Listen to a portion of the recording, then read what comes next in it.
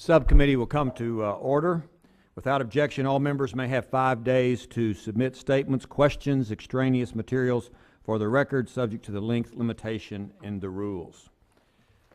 5 years ago, companies were building terminals to import natural gas at the cost of billions of dollars because analysts agreed that the United States economy was going to need natural gas from overseas. Today, that scenario has changed 180%. Import terminals lie dormant. The Department of Energy has 19 applications waiting to get permission to export natural gas.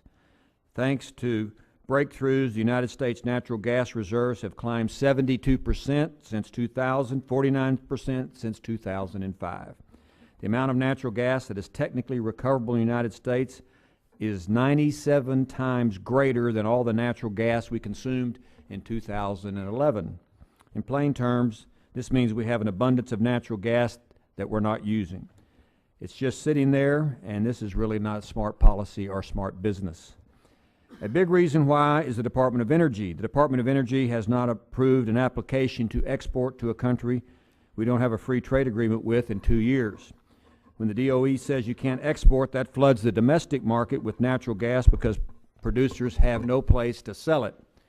Prices domestically have now dropped so low that it just isn't worth it for producers to even pull any more natural gas out of the ground. So we have recoverable natural gas that is unused because the government refuses to let it be produced. Let me give you an example. There is one company that has a permit pending with the DOE for 2 years. If the DOE would give the green light, the company would immediately create 3,000 new construction jobs. 20 to 30,000 more jobs would also be created for exploration, drilling, and pipelaying. In all, the economy would see an infusion of $10 billion from the project alone. Jobs are important, and it's important that the government understand that we should move forward with jobs in this industry. And it's not just one project. There are others that, like this one, projects that can't get started. No matter what economic study someone looks at, even those commissioned by the DOE, the result of opening up our natural gas exports is an economic gain for the United States. For real income and the GDP will all rise. More exports would be a big gain for our business sector. 91% of firms in the oil and gas extraction industry have fewer than 20 employees. Many family-owned small businesses really can't wait for 2 years for the Department of Energy to approve a permit. They really don't have that kind of flexibility or money. So the longer the process takes, the harder it is on mom-and-pop companies to survive. In Europe, countries who rely on natural gas have been held hostage by the Russian energy company, Gazprom. Our friends in Poland, Hungary, the Czech Republic know this better than anyone. Cheap U.S. natural gas exports would reduce the Russian stranglehold on the European market and give the U.S. more political clout at the expense of Russia. In the Pacific, allies like Japan, Korea pay very high prices for natural gas. They would be immediate importers of cheaper U.S. natural gas if we were allowed to sell it to them. Perhaps more than anyone, our friends in India have been the most vocal.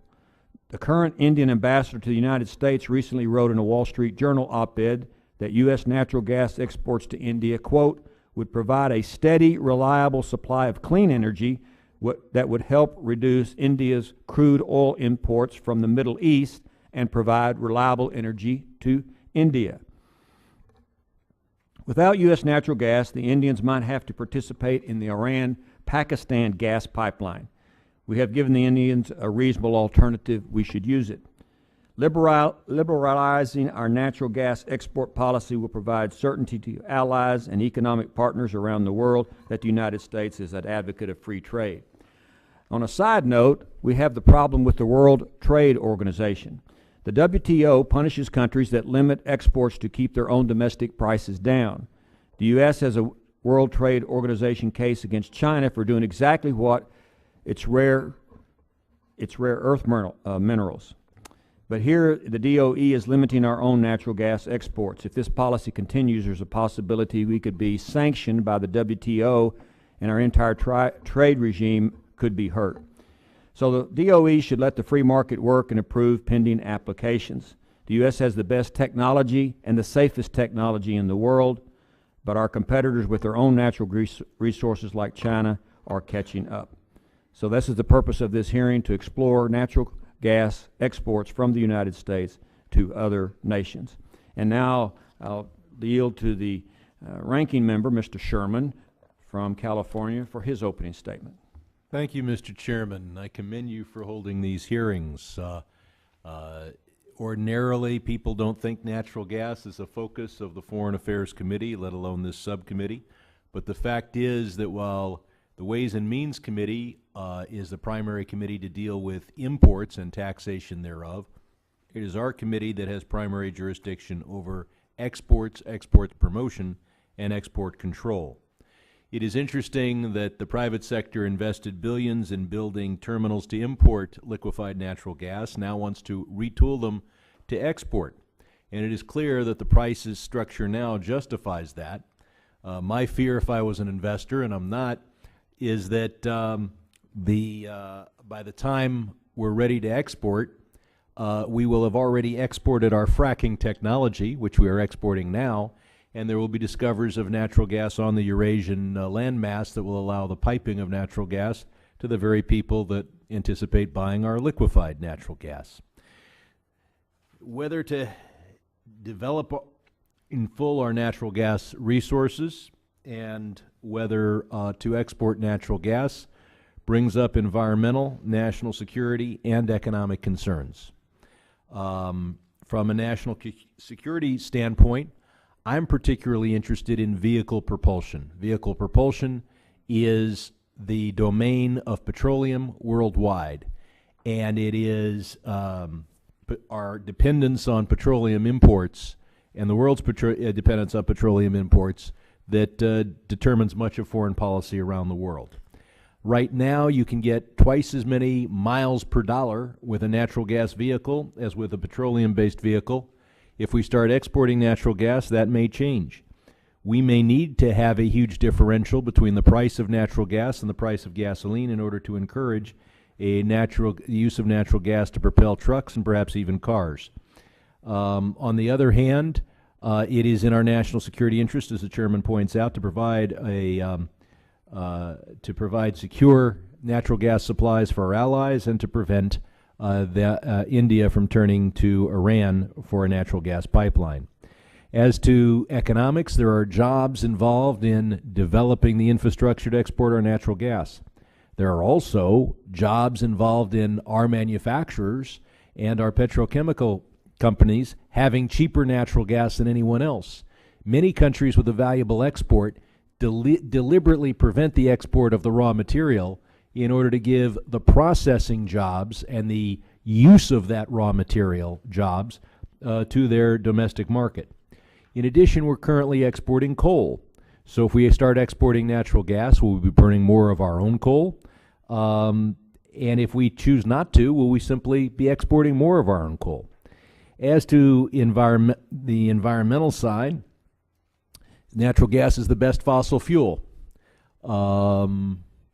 which is environmentalized, not a particular compliment. But to the extent that we don't develop our natural gas resources or that we export them, will we be burning more coal? How will that count against us in international calculations of carbon emissions and eliminate our efforts or deter our efforts to be able to get other countries to stop exporting? I believe my time has expired, but well, can go on for a little bit longer, I hope. Yeah? Gentleman is recognized for a little bit longer. Okay, thank you. So, and then finally on the economic side, we have consumers. The only thing my constituents will understand about these hearings after they get point and counterpoint is that their natural gas bills are lower now than they used to be, and they'd like to keep it that way. We'll want to find out what is the expense of shipping natural gas compared to shipping coal, because they are usable by the customer for the same purpose. We'll want to focus on what advantages our manufacturers and petrochemical companies will have if they can pay half for natural gas what other people are paying, or less than half. So it cannot be said that we're here to make sure that there are jobs in one industry without hearing what jobs might be available through another process. With that, I think my little bit longer has been exhausted, and I yield back. I now recognize the vice chair of this subcommittee, the gentleman from Illinois, Mr. Kinzinger. Thank you, Mr. Chairman, and thank you for holding this important hearing on gas exports. Since the 1930s, we've exported natural gas via a pipeline to Canada and Mexico, and more recently, starting in 1969, the U.S. began exporting natural gas to Japan, at that time a non-free trade agreement country, from the Kenai Peninsula and Alaska. However, given this history of exporting natural gas, the Department of Energy has only granted a single permit to export liquefied natural gas to another non-FTA, while approximately 20 remaining LNG export applications remain in limbo. What would approval of these 20 remaining LNG export applications mean for the American economy? I believe that the answer is somewhat simple. It means American jobs. The majority of the economic studies analyzing a wide range of scenarios found increased LNG exports would produce a net economic gain to the U.S. economy, resulting in an increase in U.S. households' real income. At a time when the economy continues to struggle, we need to support policies that encourage domestic job growth. I do want to, however, say a note of caution. I represent an area of heavy manufacturing, especially in the Rockford area in Illinois. We have a lot of manufacturing, and cheap energy has actually been very effective in bringing manufacturing back to the United States and making us competitive with the rest of the world. A question that I do legitimately want answered is, what will exporting natural gas do to natural gas prices here at home? Because I fear that a skyrocket in domestic natural gas prices would in fact lead to a hurt in the manufacturing sector as energy prices skyrocket again. But that said, the Department of Energy concludes that for every one of these market scenarios examined, net economic benefits increase as the level of LNG exports increase. And I'm interested in hearing from our panel about the impact of increased LNG exports that it'll have on our national security interests around the world. LNG exports ought to support our allies, and I believe they could provide an important alternative to Middle Eastern or Russian competition that currently dominates the market. And thank you, Chairman, and I yield back. Anyone else wish to make an opening statement? Without objection, all of the witnesses' prepared statements will be made part of the record. I ask each witness, keep your presentation to 5 minutes so that we can move along in this process and have questions and answers. I will introduce each of the witnesses at this time, and then we will have the witnesses' opening statements. Mr. Rob Bringolson is the President and Chief Executive Officer of Accelerate Energy in the Woodlands, Texas. Before helping found Accelerate Energy, he worked as Managing Director in El Paso Corporation's Global LNG Group, where he was responsible for LNG infrastructure development, supply, procurement, and downstream marketing for North America. Dr. David Montgomery is a Senior Vice President at NERA Economic Consulting and helped lead the study that the DOE commissioned on economic impact of LNG exports. Prior to NERA, Dr. Montgomery held a number of senior positions in the United States government, including Assistant Director of the United States Congressional Budget Office and Deputy Assistant Secretary for Policy in the U.S. Department of Energy during the Carter administration. Dr. Michael Levy is the David Rubenstein Senior Fellow for Energy and the Environment at the Council on Foreign Relations and Director of the CFR Program on Energy Security and Climate Change. Before joining CFR, Dr. Levy was a Fellow at the Brookings Institution and Director of the Federation of American Scientists Strategic Security Project. Mr. David Molino is the Legislative Director at the Labor's International Union of North America. He previously worked for the American Federation of Labor, Congress of Industrial Organizations, and National Environmental Education and Training Center. And Mr. Michael Ratner is a specialist in energy policy at the Congressional Research Service. Focusing on natural gas and oil markets, his recent CRS work has addressed US LNG exports and U.S. natural gas demand. And prior to joining the CRS, Mr. Ratner was a senior energy analyst at the Central Intelligence Agency. Mr. Bringolson, we will start with you. You have 5 minutes. Thank you, Chairman Poe, Ranking Member Sherman, members of the subcommittee. My name is Rob Bringolson. I'm the President and CEO of Accelerate Energy. I appreciate the opportunity to appear before the subcommittee today to share Accelerate's views on the current status of the natural gas industry, relating specifically to liquefied natural gas exports, the positive economic impacts both to Texas and the nation associated with LNG exports, and finally Accelerate's views on the Department of Energy approval process to export LNG. I have submitted more extensive written testimony for the record, therefore I'll use this time to summarize a few key points. Accelerate Energy was established in 2003 and is based in the Woodlands, Texas. We're the world's largest provider of floating storage and regasification vessels and are engaged in the development, construction, and operation of liquefied natural gas transportation and regasification infrastructure worldwide. In 2009, Accelerate initiated front-end engineering design efforts to construct the world's first floating storage, liquefaction, and offloading unit capable of taking U.S. domestically produced natural gas and processing it into LNG for export. The project is referred to as the Lavaca Bay LNG project and will be located in Calhoun County along the Texas Gulf Coast. U.S. residential, commercial, and industrial consumption is not expected to increase quickly enough to offset the growth in natural gas production, which has led to projections of sustained low prices in the U.S. Rapid growth in U.S. natural gas production has driven gas prices to historically low levels, resulting in decreased investment by the natural gas industry and a reduction in associated economic activity.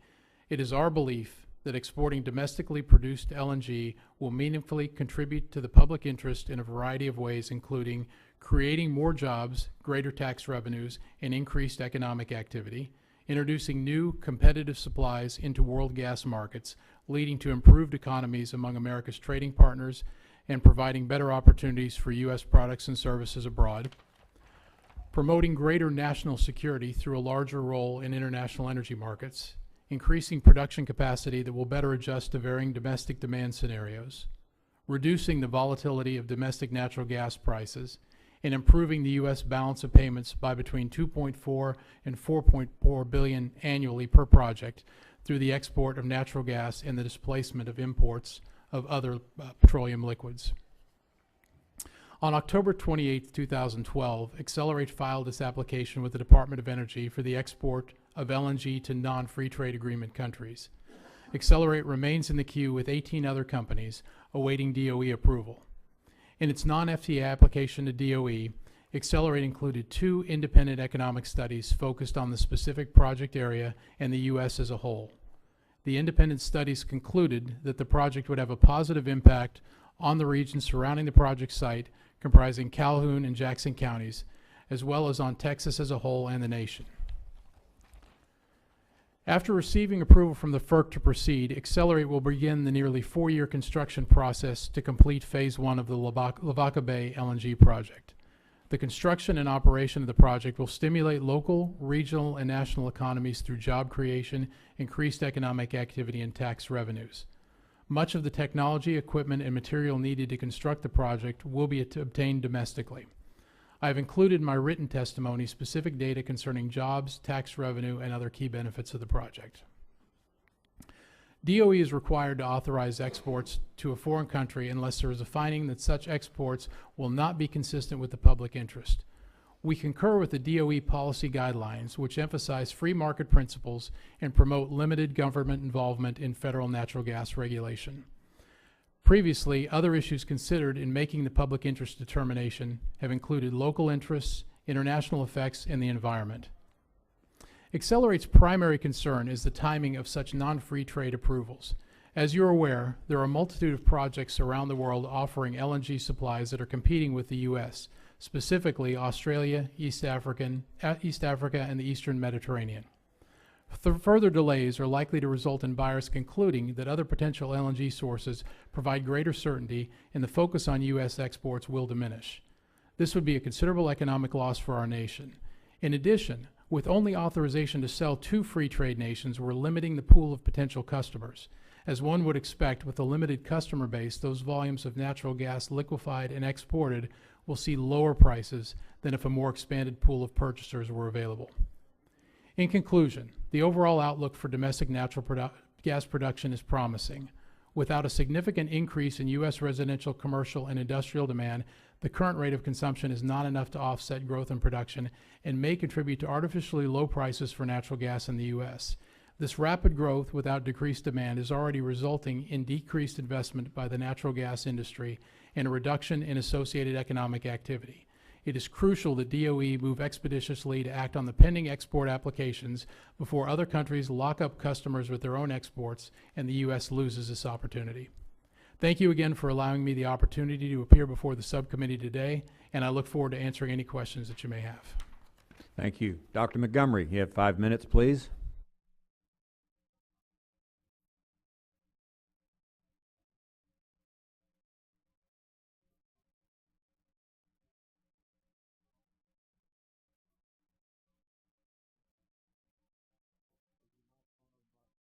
Is your microphone on, Dr. Montgomery? It's not. Thank you. I'm sorry. I'm Senior Vice President of NERA Economic Consulting, and I'd like to start by stating that I'm speaking on my own behalf as an expert on the issues being discussed by the committee today. I'm not representing positions taken by my employer, NERA, and I'm certainly not speaking for the Department of Energy. I'd like to begin with a quick summary of the key findings of our study that we did for the Department of Energy, and I'll talk about economic principles and not numbers at this point.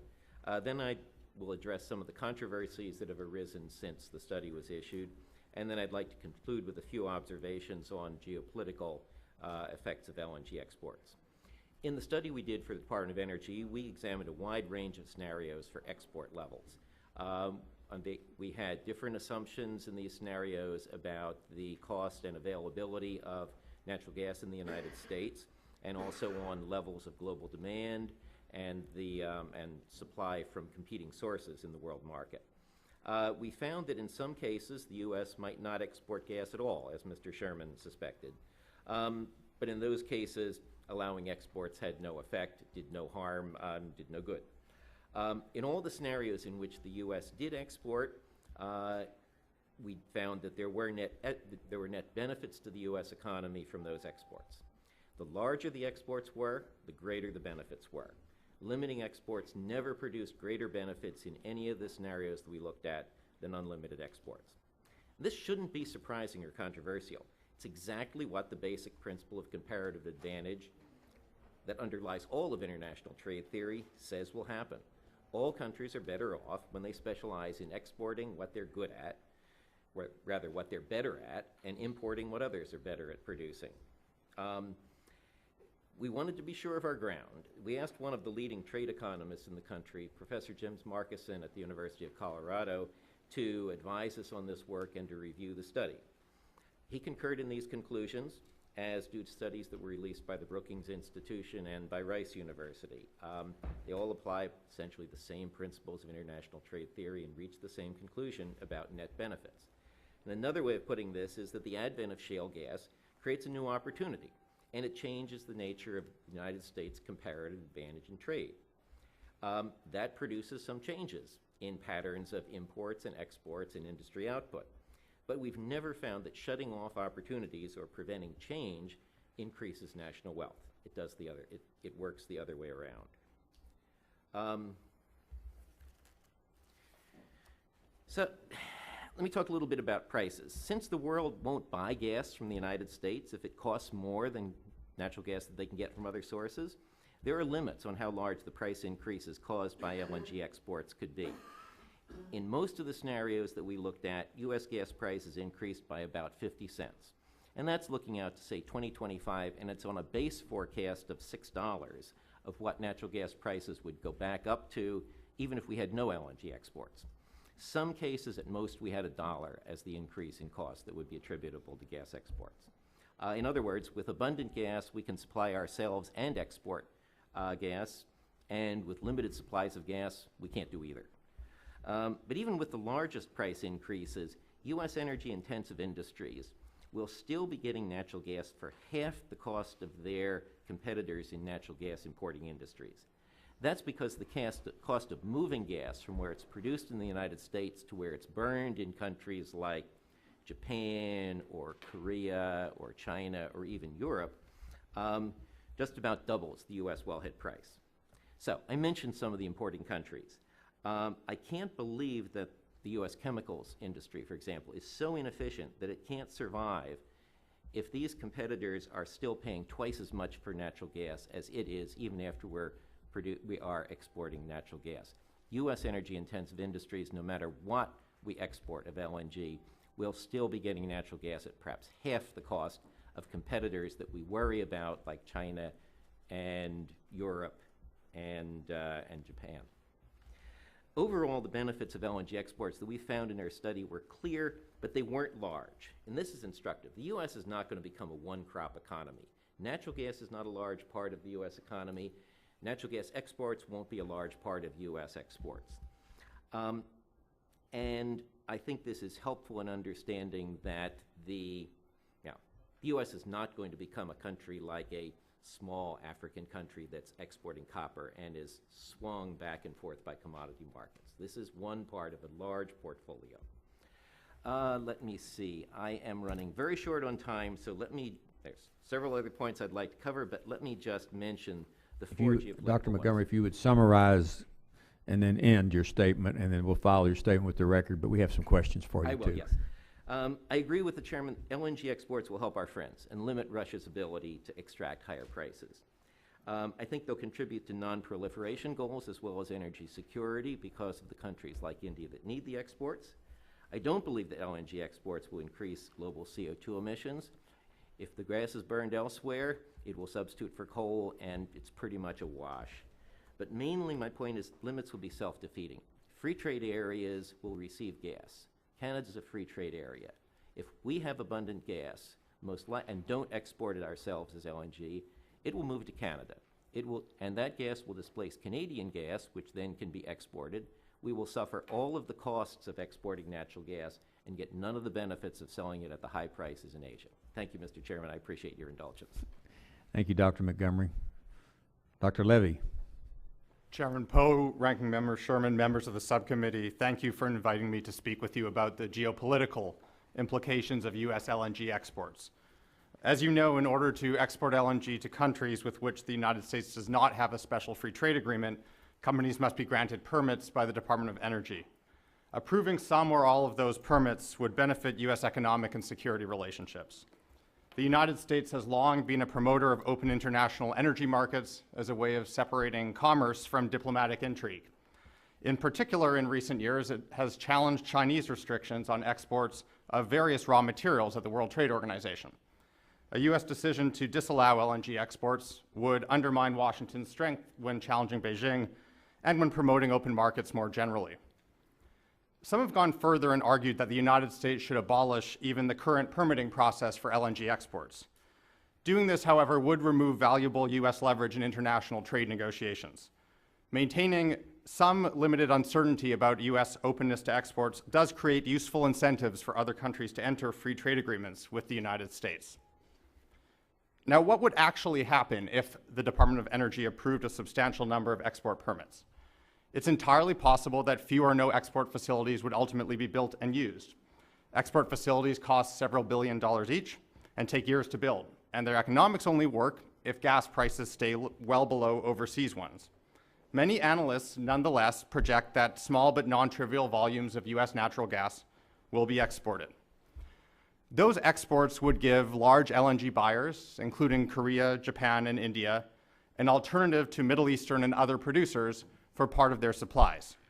That would provide those countries some leverage in negotiations with the traditional suppliers who have long insisted on rigid contracts that link the price of natural gas to the price of oil and that entangle gas trade with international relations as a result. It would also provide them with some protection from economic damage that can result from volatile prices. It's unlikely, however, that U.S. LNG exports alone will fundamentally transform the highly politicized world of natural gas trade. The prospect of U.S. LNG exports would also help Europe maintain leverage against Russia, even if, as appears likely, little U.S. natural gas is actually shipped to Europe. Europeans are increasingly forcing Russia to sell its natural gas on transparent, market-based terms rather than through opaque, politically charged contracts. And even the possibility of US exports will help sustain pressure on Russia to sell natural gas on European terms. Now, analysts have raised two major geopolitical risks that might result from natural gas exports. Some argue that the United States would be better off using its natural gas to replace oil in its transportation system. But the best way to make that happen is not to bar exports. It's to create incentives that directly encourage the use of natural gas in our cars and trucks. Similarly, efforts to promote natural gas as a lower carbon substitute for coal and power plants, while important, would be far better pursued through direct incentives to electric utilities rather than through export restrictions. Others warn that allowing exports would link the price of US natural gas to volatile world markets. Such an outcome is unlikely, though not impossible. US natural gas prices will remain well below overseas ones due to the high cost of liquefying and transporting the fuel. And in addition, as long as US export facilities are fully utilized, fluctuations in overseas prices will not influence the price of natural gas within the United States. Now, despite the geopolitical and macroeconomic benefits of allowing exports, there remains substantial domestic opposition on other grounds. Congress would be wise to address opponents' legitimate concerns in order to maximize the odds that the country will capture the benefits of allowing exports. Two areas are critical here. First, while the impact of exports on US natural gas prices would likely be small, it could still be significant for low-income consumers. Congress can help address this by ensuring that the Low-Income Home Energy Assistance Program, or LIHEAP, is fully funded.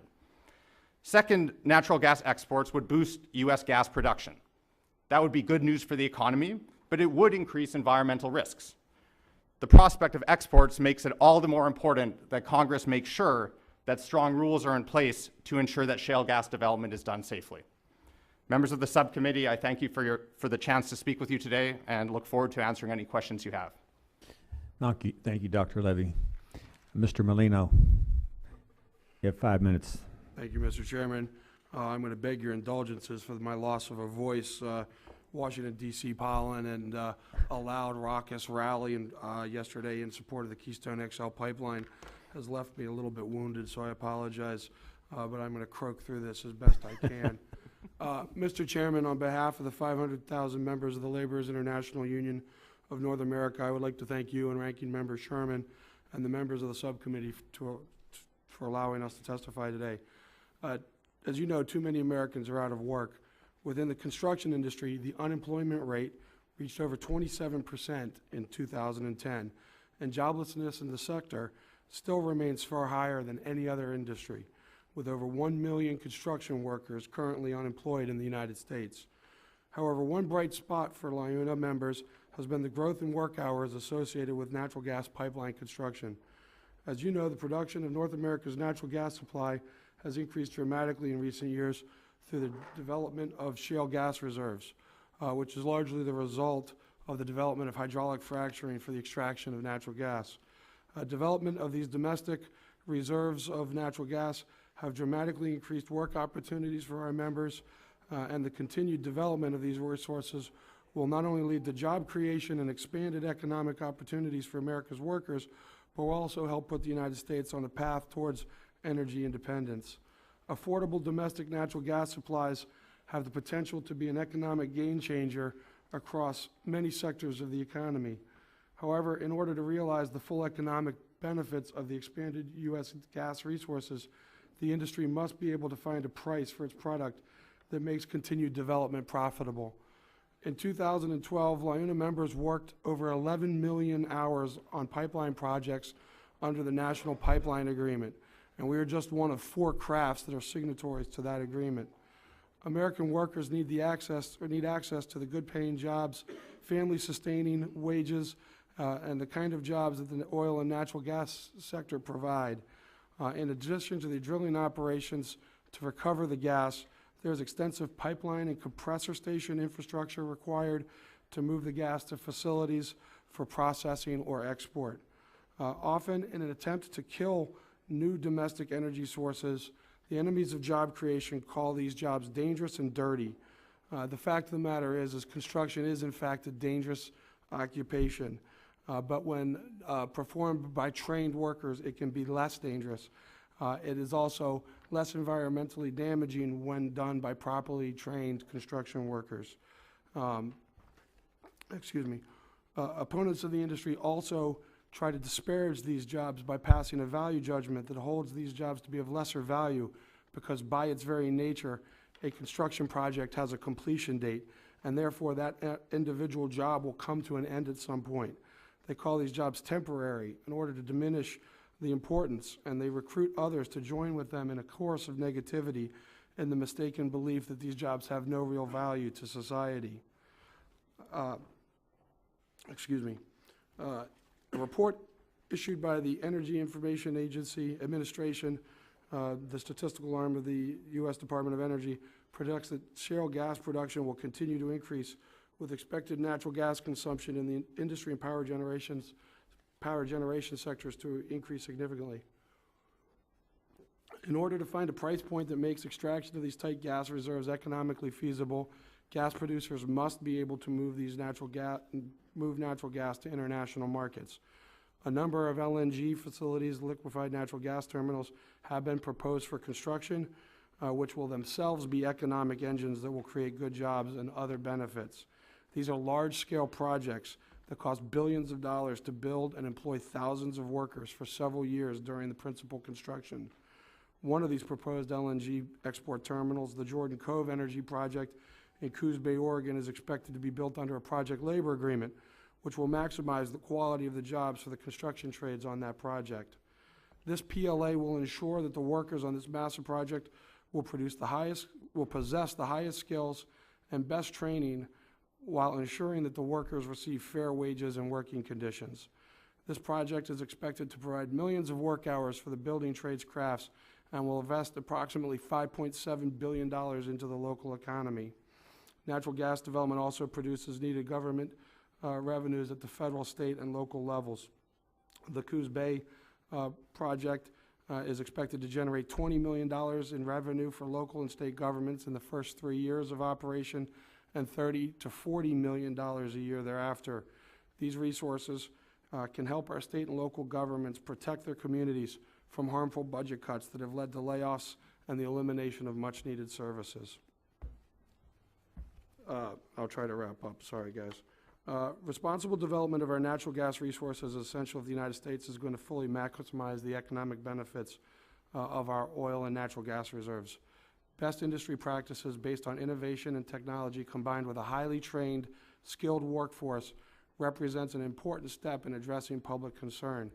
Through our affiliation with the Building and Construction Trades Department of the AFL-CIO, LIUNA and its partner, the Oil and Natural Gas Labor Management Committee. LIUNA is a partner of the Oil and Natural Gas Labor Management Committee. This joint business and labor committee has developed a set of principles that we believe companies engaged in the extraction and transportation of natural gas and oil should adhere to. They are in my formal submitted record. I will not read them to you. To be clear, LIUNA is also committed to helping advance policies that reduce our greenhouse gas emissions. We believe that an aggressive science-based approach to emissions reduction is not only necessary from the perspective of achieving a sustainable environment, but that it will in itself be good for our economy and for working families. However, we reject the notion that natural gas resources should be abandoned or constrained as a path towards greater sustainability.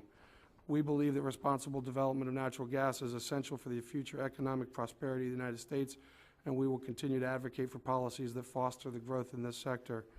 We look forward to working with the members of the committee and other policymakers who want to see our economy recover and produce American jobs that can foster middle-class families. Once again, the laborers thank you for this opportunity to testify before you today. Thank you, Mr. Molino. Mr. Ratner. Thank you, Chairman Poe, Ranking Member Sherman, and members of the subcommittee. My name is Michael Ratner. I am a specialist in energy policy at the Congressional Research Service. CRS appreciates the opportunity to testify on the important issue of liquefied natural gas exports. Additionally, in accordance with our enabling statutes, CRS takes no position on any related legislation. Prior to the advent of shale gas in 2007, the United States was viewed as a growing natural gas importer. Terminals were built in the 2000s to import LNG from overseas, and prices were rising. The success of shale gas production has reversed these trends. Prices have come down since peaking in 2008, and the U.S. price for gas is lower than other regional markets. Natural gas imports are down, and LNG import terminals sit idle, with many having applied for export permits. This brings us to where we are today, weighing the benefits and costs of LNG exports. I will touch upon 4 components of the debate: economic impacts, trade issues, environmental concerns, and the Department of Energy's approval process. First, all else being equal, LNG exports should raise domestic prices because they increase total demand. However, whether LNG exports are good or bad for the economy in part depends upon one's perspective. Most gas producers who have faced low domestic prices would like to export to expand their market and access higher international prices. Some large industrial consumers of natural gas argue that allowing exports will raise domestic prices and stifle the economic benefits of having a low-cost input. For the federal government, LNG exports may or may not lead to a net increase in federal revenue. Taxes paid by LNG exporters because of higher gas company profits could be offset by a decline in taxes paid by large consumers of natural gas because of higher domestic prices. Federal royalties would only increase if new natural gas production comes from federal lands. Meanwhile, directly taxing exports raises constitutional issues. Natural gas is used for 3 primary purposes: electricity generation, residential and commercial heating, and industrial processes. The specifics of each of these market segments will determine the effect of LNG exports. For example, the price of natural gas is just one component of the total cost of residential heating. While LNG exports may raise gas prices, new supplies may reduce transit costs. In addition to current uses, there has been discussion of using natural gas as a transportation fuel. Although some progress is being made, it is more a long-term prospect because of the infrastructure and technological changes that would have to occur. Price is just one factor that companies and consumers would consider before investing in natural gas-fueled vehicles. Second, the decision to permit or restrict LNG exports also raises trade considerations. As a member of the World Trade Organization, the United States could be subject to cases under the General Agreement on Tariffs and Trade's general prohibition against quantitative restraints if exports were limited. While certain exemptions from this prohibition may apply, export restrictions may put the United States in a contradictory position vis-a-vis cases it has brought to the WTO. Third, as shale gas came to market, it was hailed as a way to reduce emissions from dirtier fossil fuels, but environmental concerns were also raised, primarily because of the industry process known as hydraulic fracturing or fracking. Environmental groups against exports assert that additional production from shale for export implies more fracking. Finally, to deny an LNG export permit to non-free trade agreement countries, DOE must determine that exports would not be in the public interest. To make its determination, DOE evaluates many factors: domestic need, previously approved capacity, adequacy of supply, the environment, geopolitics, and energy security, among other things. DOE commissioned 2 studies as part of its evaluation, one by the Energy Information Administration on price effects, and one by NERA Economic Consulting on macroeconomic impacts of LNG exports. Both studies have received praise and criticism by various stakeholders. For example, EIA scenarios were viewed as unrealistic because of the high volumes considered, but those are now well below the level of export applications. NERA's use of data from EIA's 2011 Annual Energy Outlook was considered dated. The data did not include potential domestic industrial demand, nor did it include recent improvements in shale gas extraction. However, EIA bases its projections on existing policy, technology, and data, not possible changes in any of these. Despite recent testimony, DOE has not laid out a clear timetable for approving pending permits, nor how it weighs each input in its decision. Some stakeholders have faulted DOE for a lack of transparency. Thank you for the opportunity to appear before the committee. I will be happy to address any questions you may have. Thank you, Mr. Ratner. We'll start the 5-minute question by each member. I'll start with Mr. Briggelson. How many jobs will the Lavaca project create? During construction, it's approximately 2,500, and in long-term operation, phase 1 would be about 200. Phase 2 would double that to about 400. How long have you been waiting for Department of Energy approval? We filed in October of last year. When do you expect a decision? Do you know? We don't know. We're hopeful soon, but a lot of the project is depending on that. At this point, we have no clear idea. How much does it cost you a day or a month while you wait for that permit? Well, right now, we're moving through the permitting process, so it's not impacting our costs specifically. What it is impacting is our ability to secure customers, and that could jeopardize the whole project. What does that mean?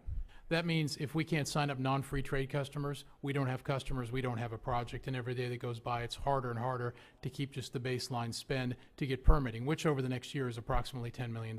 Let me ask you this, and all members of the panel want to weigh in. Why does the permitting process take so long to get approved by the Department of Energy? How come it takes so long? I wish I had an answer to that question, sir. You don't know? Dr. Montgomery, you're the expert. Do you know? No, I don't know what the DOE is doing. Dr. Levy? I trust that because this is such a new area, this country has changed from being very much a consumer into also a major energy producer, that it's taking time to analyze the costs and benefits and ins and outs, just like this committee is. But I agree that time does matter and that there's a limited market, and different companies around the world are trying to do contracts, particularly with key buyers in Korea and Japan. And so the timing of our approvals will have consequences. How long does it take normally to get a DOE approval for a permit? We don't know because we've had only one experience. And that took how long? Does anyone else know? No one knows. Mr.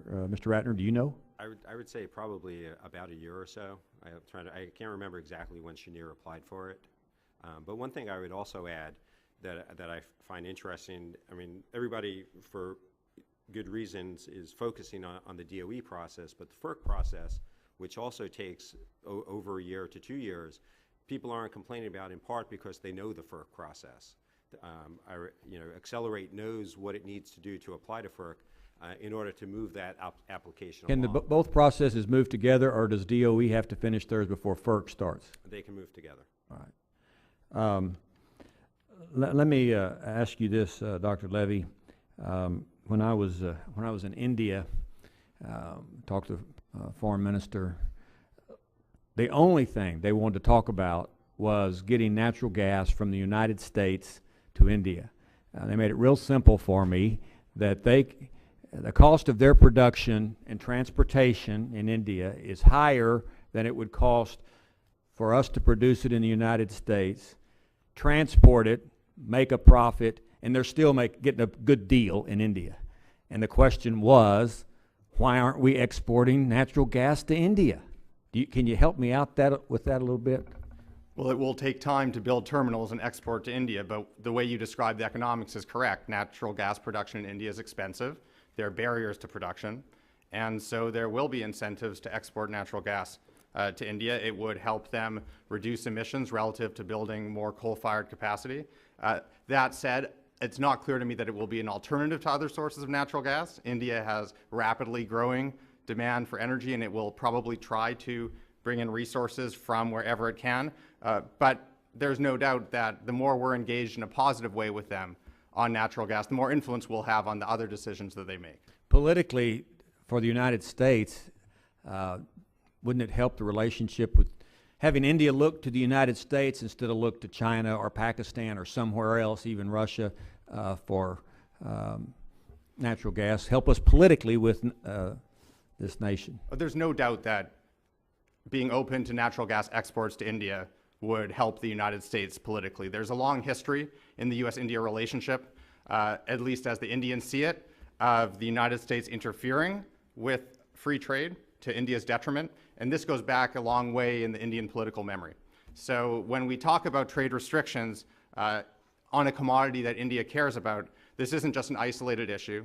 It speaks to a broader set of concerns and a broader set of trust issues with the United States. So certainly allowing those exports would help. Of course, whether natural gas went from the United States to India would be the decision of private companies based on where they thought the contracts were most attractive. Well, I understand there was a contract signed today with India and a Houston-based company for a 20-year contract took place today, and there's also a contract with a Maryland corporation for the same thing. Last question, Mr. Ratner, if you could make it answer real quick or short. The WTO, we got them sitting over here. Is the United States going to be, are we going to be in court if we don't fix this problem in the United States with the WTO? Very possibly. It will depend upon, some of the countries that we discussed. I mean, the odds of Japan suing us in international court is possible, but how likely it would be, remains to be seen. I hope the Department of Energy knows that that's a possibility as well. I now will yield 5 minutes to the ranking member, Mr. Sherman from California, who is also the timekeeper. There are three major fossil fuels. The one that's most versatile is petroleum because you can move it from one continent to another rather cheaply.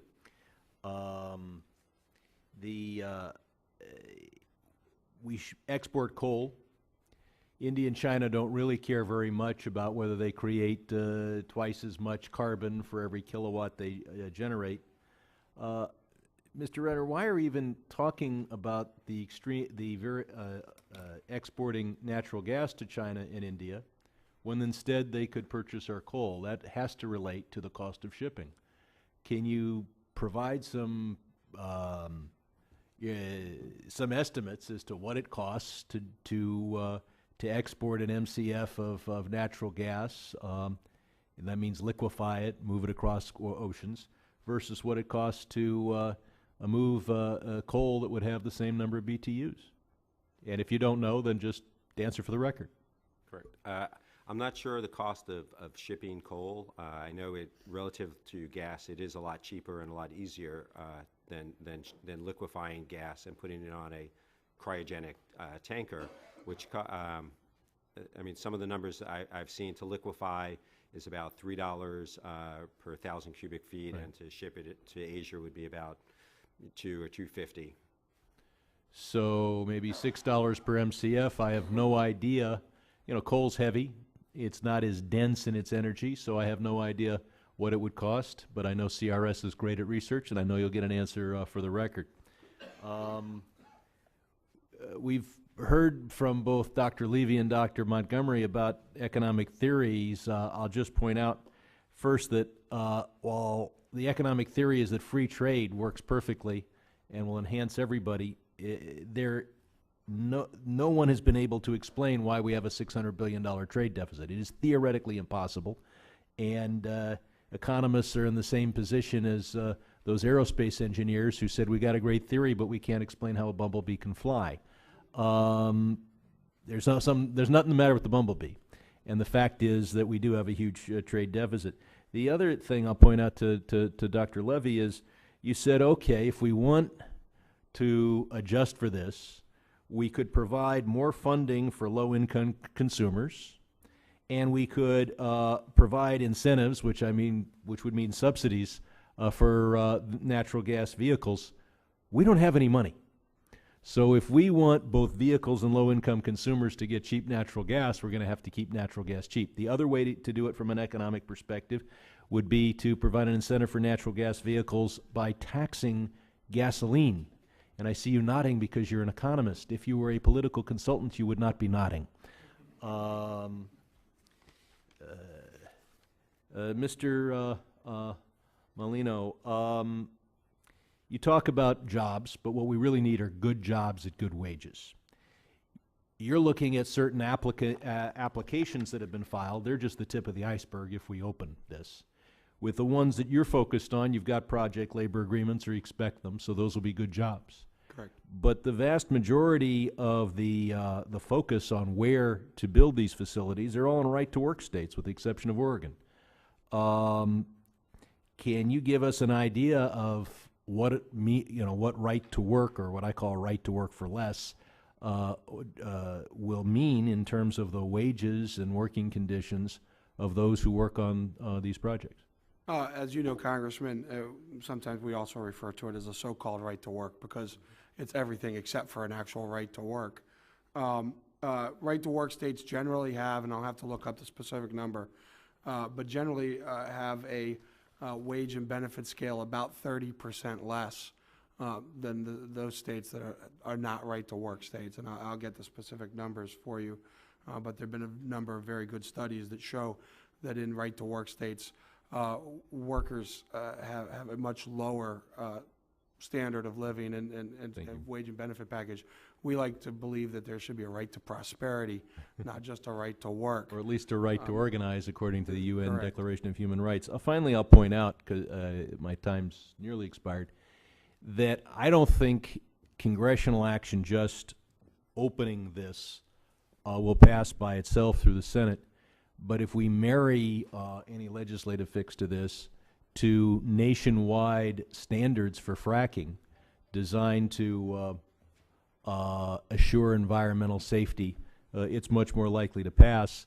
I would have said also perhaps some revenue from an export tax, but unfortunately the Constitution, written at a time when we were worried about the export of cotton and corn, seems to prohibit it. I'll go back to my office and try to find a loophole in what Mr. Ratner points out to be in the U.S. Constitution. Not loophole, provision applicable to these modern circumstances, and I yield back. Congressman, can I briefly address the question of cars and trucks? Because I think Briefly. it's important. Prohibiting exports and creating new incentives to get natural gas in our cars and trucks aren't alternative options for achieving the same goal. Prohibiting exports would not get a lot of natural gas into our cars and trucks. And we do have ways of encouraging natural gas use that don't require new spending on the part of government. We're already encouraging it through new corporate average fuel economy standards. We could further encourage it by modifying the advanced biofuels part of the renewable fuel standard, which is not being met and is repeatedly waived each year, in a way that encourages the use of gas to liquid fuels. So there are creative ways to do this without incurring additional debt or having everyone lose their congressional seats by trying to pass a gasoline tax. Could I also respond, I think, to a question that was addressed to me? I think there's a general consensus among economists that we understand exactly where the trade deficit comes from. It's the theory of it's the observation of the twin deficits, which I unfortunately remember going all the way back to the 80s and Cullings and Brookings explaining it to me. Simply that the trade deficit comes from our huge budget deficits, that when the government borrows, the borrowing leads to a differential between what we are importing and what we are exporting. Let me just note for the record, when we had a budget surplus in the latter years of the Clinton administration, we had a huge trade deficit. And Japan runs a much larger national deficit than we do, and they have a huge trade surplus. Once again, the bumblebee's flying, but the theory doesn't work. I yield back. Thank the Ranking Chairman. Just to follow up on the question to Mr. Molino, in Texas, until recently, until Mr. Weber took over some of my congressional area, I represented all the energy industry down in southeast Texas. My understanding is in the energy industry, you have, in right to work states, you have a lot of union workers and you also have non-union workers. We do. I'd ask Mr. Ratner, can you find out kind of the percentage of union and non-union in the energy industry and get back with this committee? All right, thank you. Just one, and I'm not the energy sector is a good sector for the employment of union workers. There's no doubt about it. And one of the reasons why we're here today is because the jobs that those energy jobs provide do give our members a number of very good, well-paying jobs. All right, thank you. I'm going to yield 5 minutes to the Vice Chairman, Mr. Kinzinger from Illinois. Thank you, Mr. Chairman, and thank you, gentlemen, for being here. Illinois is fighting its own issue with the area of fracking. We have, I would say, terrible leadership in the state of Illinois that's very slow to react to changing circumstances, and I think we have a real opportunity to put a lot of good folks to work in Illinois, and we have a lot of laborers in my district, a lot of union members in my district that would love the opportunity to be part of this energy renaissance. And so I would, if anybody in Springfield's watching, hopefully they'll be motivated by this hearing. I want to be all in on this. I lean towards favoring this, but I do have a couple questions, and these aren't like, a lot of times in this, people lead you to answers to make a point. These are actual questions I have. When we come to a world-priced commodity on this situation, okay? So right now there's a huge disparity between obviously what we're paying for natural gas here and what it's paid for overseas. If we increase our ability to export and, over time, over the next 10 or 20 years, the infrastructure is built up in a big way and we can pretty much easily get this. What is to prevent our cost of natural gas from being married up and priced on the world market and married up with what they're paying in Europe and everywhere else? I'll start with you, Dr. Montgomery.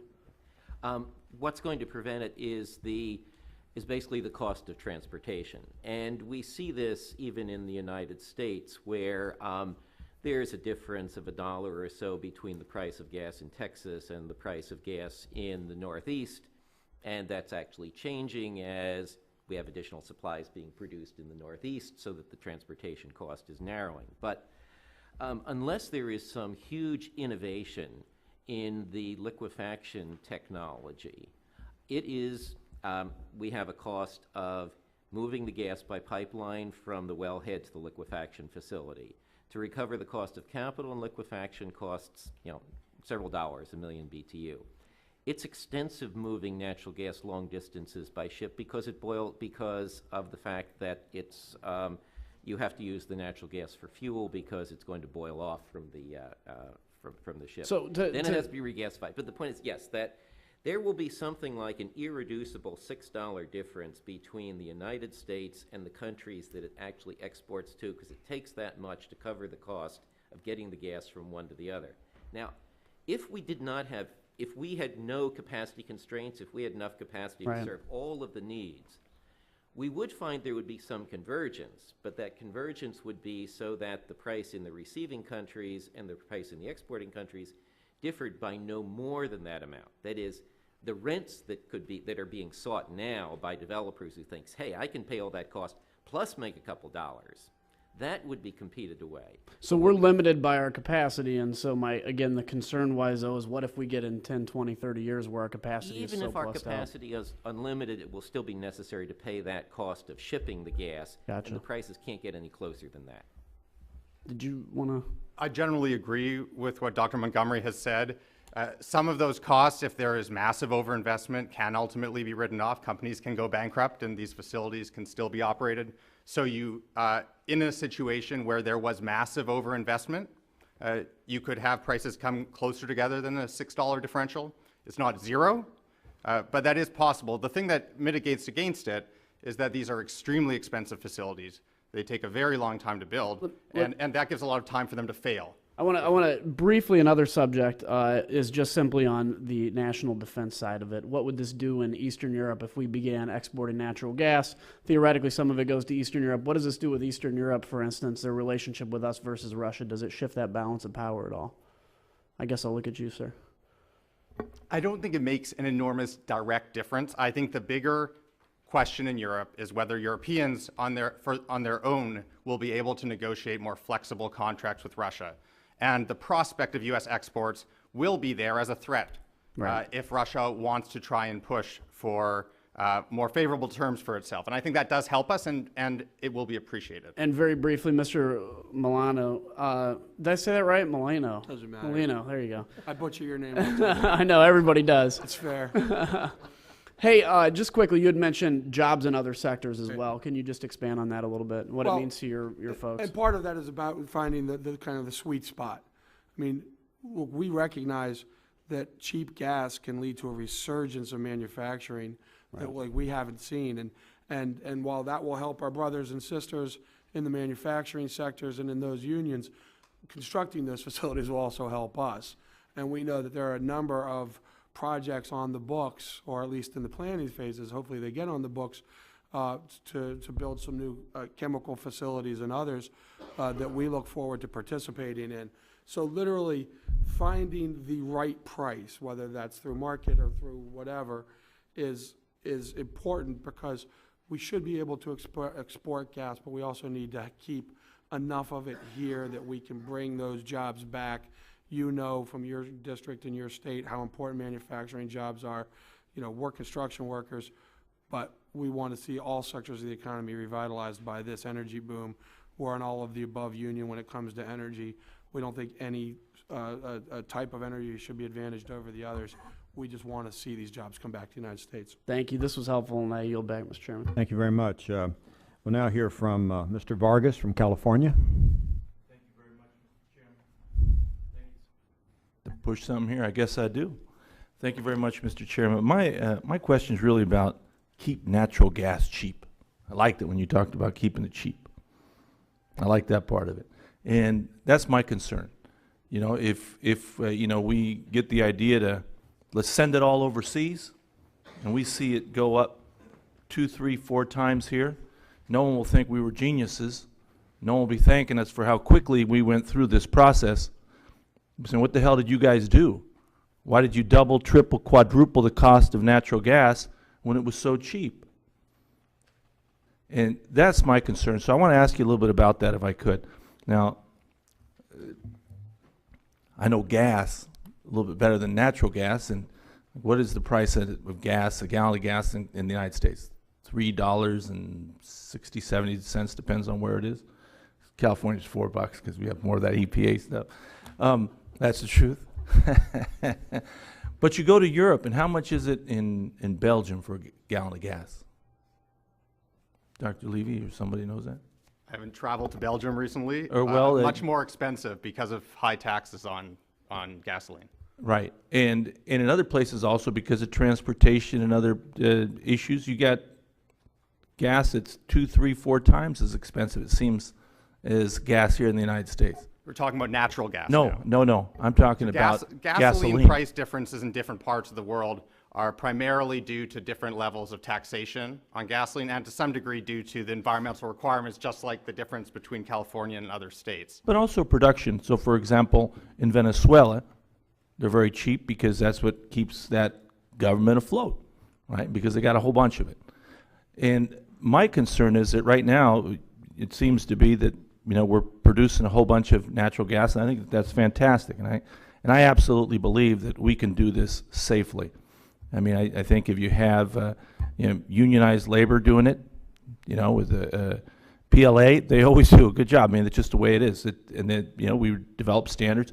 My issue is with the cost. So if you could address that a little bit more, because I think it would be a terrible mistake if we rush this thing through and all of a sudden, you know, we double. I mean, for some states it would be fantastic, I'm sure. But for my constituents, they wouldn't be so excited about that.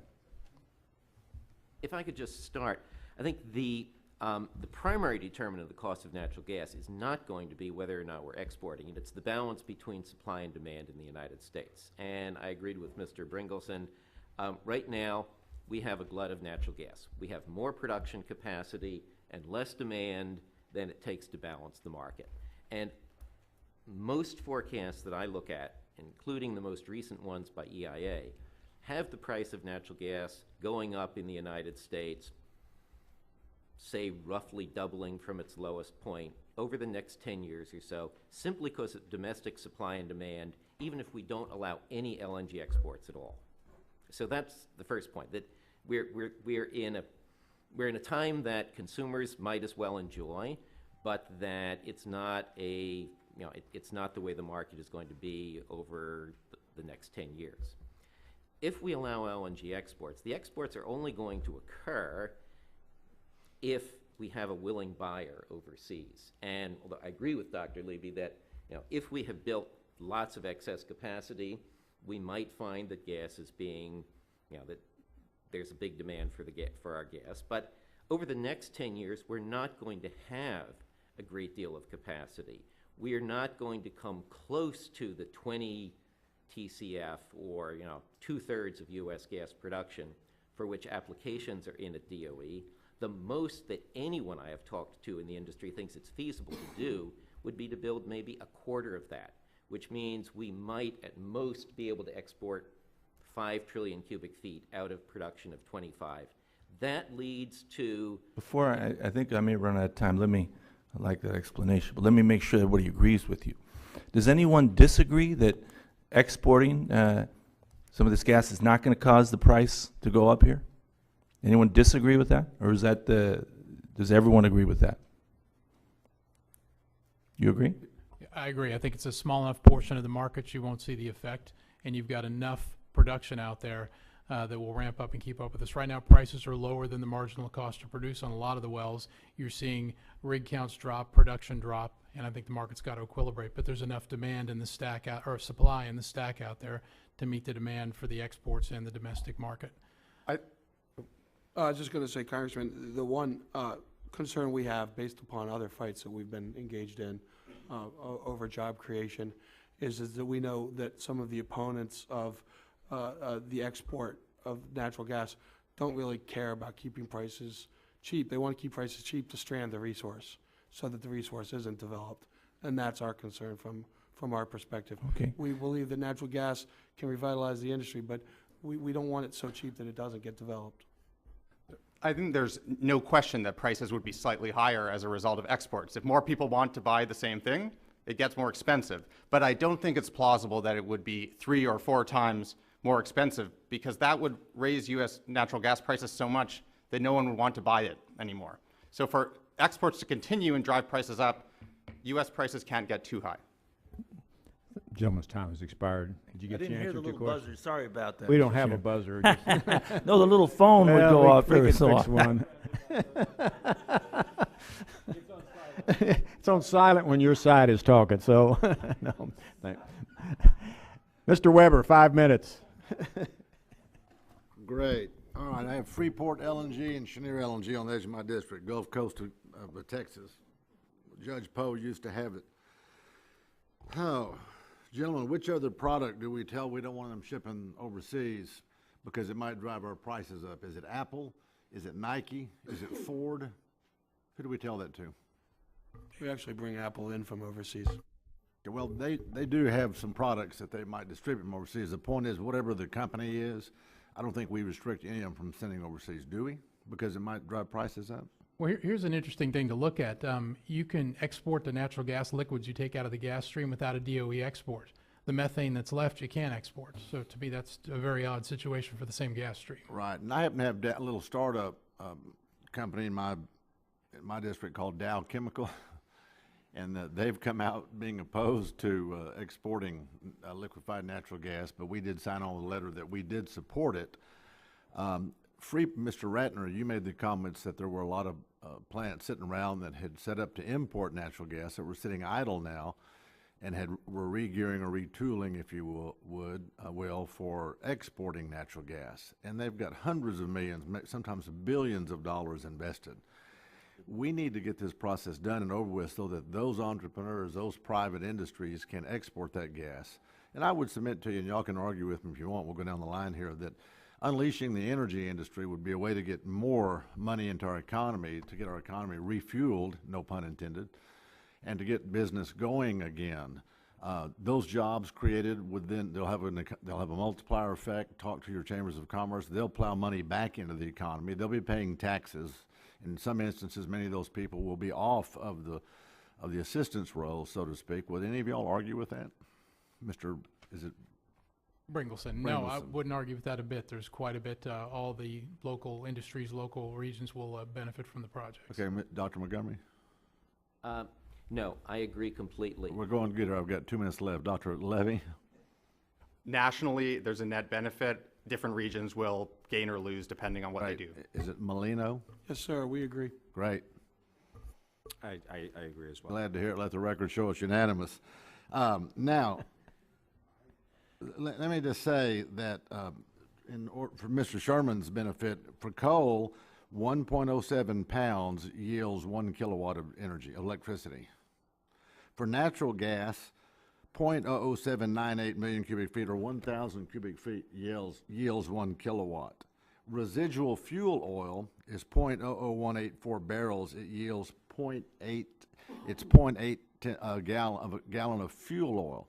So there's your energy difference when you want to talk about where you get the most. I own an air conditioning company, so we deal a lot with BTUs. When you deal with energy output and you're talking about heat content, British thermal units is a heat per hour.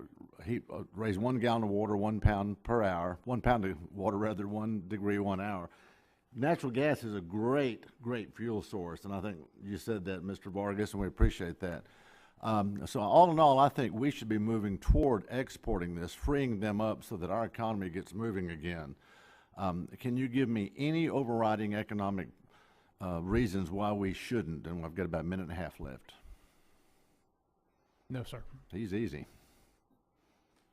It's a very interesting intellectual challenge, but no, I can't. Good.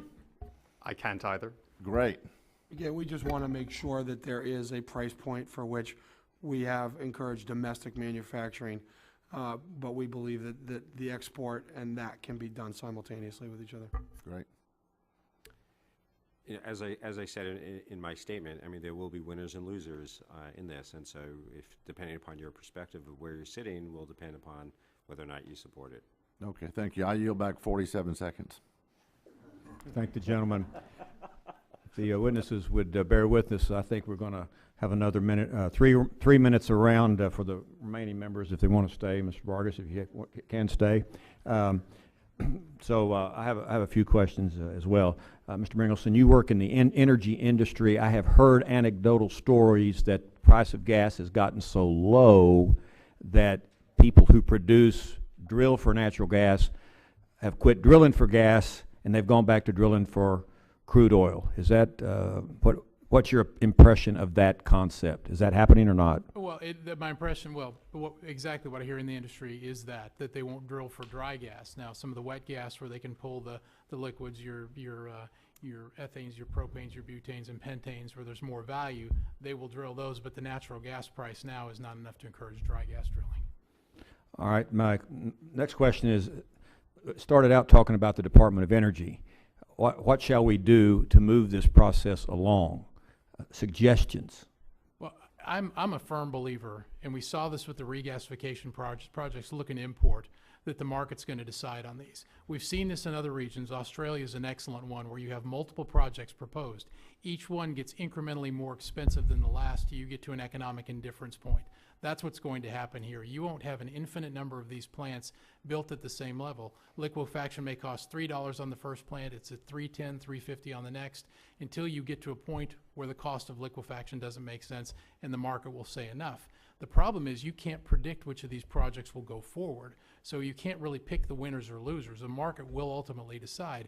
We saw that happen on the regasification side. Companies ended up with stranded assets that aren't being used, but those were on entrepreneurs, private industries. They didn't hit the ratepayers. Now they're trying to be reused. So that's clearly my view on how this is going to work out, and what the DOE needs to say is it's a market test. And a political question, Mr. Levy. Back 2009, I think it was, the Russians shut off the gas to the Ukraine. I noticed it when I was there for the 13 days. I quickly left. It got cold in January. Would the concept economically, political economics, if I can use that phrase, of expanding our natural gas resources to other countries, including Europe, does that help us politically, and like the Ukrainians and our relationship with the former Soviet republics? It certainly does help us. Anything that gives consumers that we're friends or allies with more options in dealing with their traditional suppliers that use natural gas to exert political leverage helps them, and if they see us helping them, they tend to appreciate that. So I think it's a pretty straightforward equation on that front. Again, I don't think it decisively changes things. The biggest change we've seen is that the United States is not an importer. As a result, big producers, Qatar in particular, have had surplus gas. They've dumped it onto the European market and given our European friends and allies more options with Russia. Our entering the LNG export market would help continue that trend, but the big stimulus has already happened in a significant way. Very briefly, Mr. Ratner. Sure. There are just 2 points I would make. One is Europe has a lot of LNG import capacity. They use it to meet their peak demand in the winter, but they don't have a lot of storage, so they can't take in the gas during the rest of the season. So it's hard for them to necessarily use LNG to counter the Russians completely. Right. Thank you. Mr. Chairman, would you indulge me for a second, because I've got a good bit of information on this. Our company was set up to find new markets for liquefied natural gas, and we focused on Europe and Gazprom here, and that's one small bit of the equation. Right now, we're developing projects to bring LNG into Pakistan, Egypt, Indonesia, Bahrain. We're working on building one in the Emirates. We have a project in Kuwait where we're actually bringing LNG into these countries from other sources, from Nigeria, from Trinidad. It could be the U.S. And these aren't theoretical. These are projects that exist today. 25% of the gas on a cold winter day that goes into Argentina flows across our ships. About the same on our largest vessel we have in Brazil. We have a project in Israel. As I said, Kuwait. We have one in the UK. We had 2 in the US that we've shut down. But our list goes on from here. There are markets out there we're developing and it's other people's LNG. And one of the things we try to do is to see ways we can get the U.S. behind us supporting our push. We're a U.S. company going in and keeping things happening. Pakistan, we'd love to bring LNG to not have the Iranian pipeline built. That could easily be U.S. LNG going in there. So these aren't theoretical markets. These are real markets we're developing today. Thank you. I'll yield to the ranking member. Mr. Bergelson, you may have misspoken if you said that you were going to import natural gas to Kuwait. We've actually been importing, this is our 5th year Of of taking LNG natural imports. gas, and instead of piping it from Qatar, you're liquefying it and then taking it over to Kuwait. In our case, we don't do, for that Wait, project, we're not again, you're liquefying, but you- our vessels deliver regasified LNG into Kuwait. This place The is idea about of 90. carting coals to Newcastle is illustrated here. Yes. It surprises me that Kuwait simply wouldn't use petroleum to meet its energy needs. They seem to have a lot of it. Well, But I can that's an idiosyncracy. I just want to. No, certainly. Okay. I can tell you exactly why now, they do it, though. The other thing I kind of disagree with you on is this is conjecture, so I'm and that is you put forward the idea that the cost of liquefaction would go up with each new plant. It is the experience of most of us that as new technologies are developed, costs go down. That the 10th plant built in the United States will be better designed and have better technology.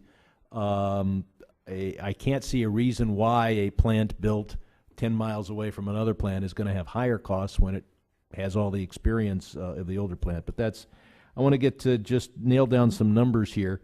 Mr. Ratner, what does it cost per MCF in Texas, or the hub of natural gas? What's the price now? The Henry Hub right now, I think, is about 4 something. For something. So it's Now, gone up we've heard significantly. testimony here that the effect of exporting would be to increase that by between 50 cents and $1. Dr. Montgomery, Dr. Levy, I think that's consistent with your testimony. You can just nod or let me know. At the high end, I Okay. think we don't know how much So capacity will be if built. we're going to go back to our constituents, it's 50 cents or $1, although it's really not a quarter of the cost they're paying, because most of what they're paying is for the shipping, the billing process, the utility, et cetera. Mr. Levy, if it was $1 per MCF, how much on a basis of $4? What am I going to pay extra for cooking? 10% more or 20% more? I'll be pleased to do the math and get back to you on that. Okay, I don't know off the that top really of is my a head. question about Yes. what percentage of what I pay my gas company is for the gas at the Texas price, and what percentage, I don't know if Mr. Ratner. So I can give you one estimate from a study that I published last year, looking at what would happen to household bills if prices went up by $1. And what I found was that for the lowest 10% of household income earners, it would increase annual bills by about $50 a year if you combined electricity and home heating costs. And for sort of the median user, it would be about $100 a year at that upper And end. those median users tend to live in the colder parts of America, where an awful lot more natural gas is used. And I don't think it would be that high in our area. But and then I think the testimony has been that the cost to liquefy and ship combined is roughly $6 an MCF. Is that correct? I'm seeing one panelist nod. David, yeah. I see another. Okay. So basically, our manufacturers would have a $6 cost advantage on a product that costs $4. So they would be paying less than half of what the rival manufacturer would pay. Finally, and I don't know if and I know nobody's commented on this, when fracking technology hits the Eurasian landmass, is there going to be a lot more natural gas there, so they won't need ours? Dr. Montgomery. I spent the beginning part of last week at a conference that was dealing exactly with this issue, and not sure I would call it a consensus, but the strong opinion of geologists and production companies and oil field services companies was not likely. That China has a very different kind, I mean, you can call it shale, but shale covers a multitude of sins. that it's a very different kind of resource than the U.S. There's only been like 20 wells punched there into shale to test it. And so the opinions ranged from we simply don't have any evidence that it's there to what we do know suggests that That's it's not China. the Russia same kind of already resource. creates a whole lot of natural gas. When they get our fracking technology, can they double or triple their production?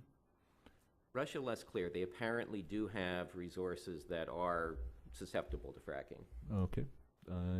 You will yield back my negative time. Mr. Weber, do you have some more questions? I do, and I'm sorry, I never turned my mic off. China, you mentioned 20 holes, Dr. Montgomery. I've heard that China is beginning to discover shale plays out in the western part of China, but that they don't have infrastructure out there, and it's not near their population centers.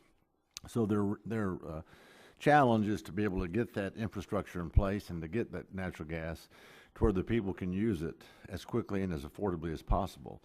What kind of window do we have for our exporters to really get out there and seize on this market opportunity? Would you say 1 year, 2 years, 3 years, 8 years? Any guesses, Mr. Bringleson? Well, my view on timing is not so much driven by the shale gas plays, because a lot of the customers we deal with, potential customers, are looking for diversity of supply just as much as they are anything else in sourcing from the U.S. I think it's more of an issue of how quickly the other projects move along, and our biggest competitive threats are places like Mozambique and Tanzania with large finds there, and the Eastern Mediterranean. So in my view, this is something in the next year to 18 months this gets decided, if not before that. So we don't have a lot of time. Yeah, in our analysis, we did not include a lot of increased demand for gas from China. So I guess in that sense, we were assuming that China would in one way or another either satisfy its needs or be able to get gas more economically from elsewhere. So I'm not sure that that's the market that is going You don't to think it drive the plays? growth in U.S. exports. Doctor, is it Levy or Levi? It's Levy. Okay. I tend to agree. Japan and Korea are more likely large markets. No one's going to build a multi-billion-dollar facility on the expectation that they'll make money for a year or two. If they're doing it, it's because they hope to make money over a decade. Well, or and more. to supply their people with gas, obviously. Yes, and so the focus will be on this long-term payoff. The near-term question is, can you get those Japanese and Korean contracts? Because for a lot of producers, that's what their bankers want to see. That's the window. Mr. Ratner? The only thing I would add, regarding China, I mean, they're the only country that I've heard could rival the U.S. as far as quantity, but getting the gas out is going to be a lot That's more their difficult. challenge. And besides the infrastructure, there's no water out in Western China to frack. Yep. All right, thank you. I yield back. Thank the gentleman. Mr. Vargas, California. Mr. Chairman, thank you very much. Now that I get to go after my good friend from Texas, I can brag about a California company in San Diego, and that is Sempra. Sempra Energy, very responsible company, very responsible both environmentally and I think with its workers. It's done a pretty good job. And I know that they're looking at this opportunity. But again, I would, and I got a chance to speak to him about it. The issue, though, that now does concern me is the math part. And the reason the math concerns me is because it doesn't get real cold in California, but it gets real hot. And as my friend Sherman told me, of course, we use that to fire up our electrical plants and produce energy. So I think that is one of the things I think we have to nail down the math to figure out how much is it going to cost us if we do export it. I mean, there seemed to be some agreement there's going to be winners and losers. I just hate to be on the losing side of things. I was in California, the Democrats, and they were on the winning side, and we're here, we're on the losing side. And so that's why it makes a difference, and I would like to know the math a little bit, and I hope you guys do the work on that. Thank you. Could I just comment on that, because we did have a lot of math in our report, and I think you're absolutely right that natural gas prices are very important for electricity prices in California. It's pretty much natural gas prices, California electricity. But we did take that into account, at least in the work that we were doing, because we kind of have a comprehensive model. But I think I did a disservice in the way I wrote the DOE report, the report we did for DOE, in talking about winners and losers in terms of consumers and producers, because it's always going to look like there's a loss if you only look at one slice of the economy whenever you're talking about a trade issue. Because the benefits that we get from trade are those that come from our ability, they're from our export earnings, but they're also because those mean that we can import more things that we consume. Yeah, no, I'm familiar with that. cheaply. I went to school in Boston. I went to law school, and I got a chance to go to Worcester, and they'd probably argue that some of the exports there hurt them because they're, you know, they had all those facilities. You go there now, there's old brick buildings with nothing in them. Yes, well, that's another case. But the point being that we need to look at a comprehensive picture. My opinion now is that the winners and losers are shareholders in companies that are going to be producing natural gas, building the infrastructure natural gas, and the workers in those industries. The losers are largely going to be shareholders in some chemical industries and some other energy-intensive industries. Somebody who has a Standard & Poor's 500 portfolio is going to come out ahead because quantitatively the gains on the gas side are going to be Right, bigger but than I the losses just, on the other trade I sides. know my time's probably over, but it's the $100 more per resident in California that I'm concerned about. Yes, but a lot of those California residents are going to be participating in their other sources of income in the gains that come from trade. That's the picture that needs to go together. If I could add just one quick comment to that, one thing to keep in mind, whether exports are allowed or not, well, if exports aren't allowed and the manufacturing renaissance happens, that will be an additional source of demand, which will also drive domestic prices up. So there's no reason necessarily to believe that if we don't allow exports, that prices are going to stay low. There's been a lot of projects that have been announced, and if those get built, the increase in demand will also raise prices domestically. Thank you, Mr. Chairman. I know I went over. Thank you, sir. I thank the panelists for being here. Your information was very valuable, and also to our committee members. So the committee is adjourned. Thank you very much.